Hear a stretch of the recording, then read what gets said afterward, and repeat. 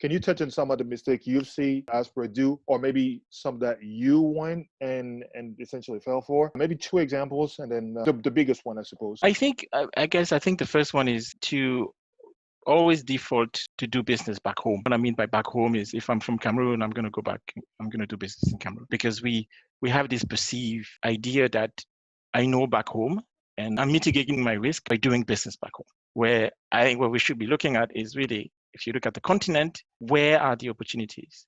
Where is the lowest barrier of entry in terms of, from a macro business environment to even the customer, the consumer opportunity.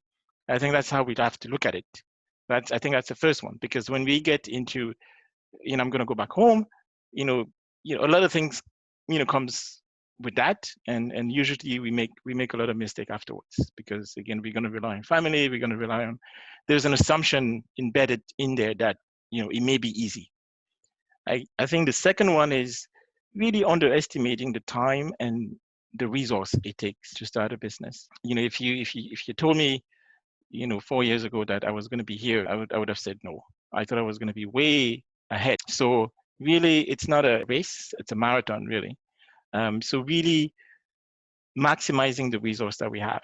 We did another project, just to give you an example. A project with a diaspora guy, Tanzania, who wanted to build a mobile app and was really ready to spend $15,000, and you can get something going. So also, realizing that, we have limited resource, and, how do we make sure we maximize, and how we so creative and in how we go about it. So I think this would be the two mistakes.